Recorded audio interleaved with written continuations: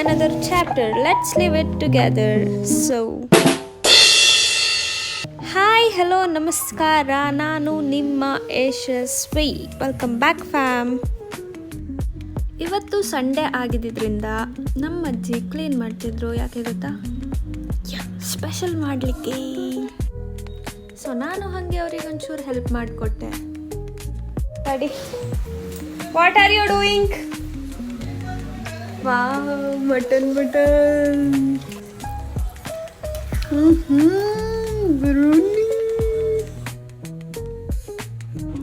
ಎಲ್ಲರೂ ನನ್ನ ಬಿಟ್ಟೇ ಹೋದ್ರು. ಕೊನೆಗೂ ದೇವಸ್ಥಾನಕ್ಕೆ ಹೋದ್ರು, ಇನ್ನಿಬ್ರು ಬೇರೆ ಕಡೆ ಎಲ್ಲೋ ಹೋದ್ರು. ನಾನು ಒಬ್ಬಳೇ ಮನೇಲಿದ್ದೀನಿ ಇವಾಗ.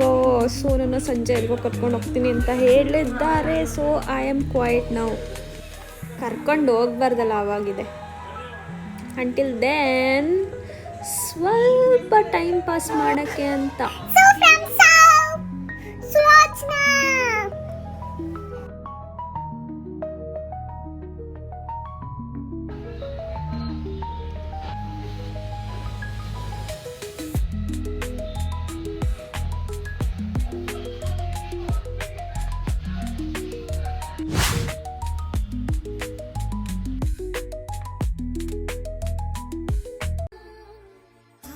ಫೈನಲಿ ಆಚೆ ಕರ್ಕೊಂಡು ಹೋದರು.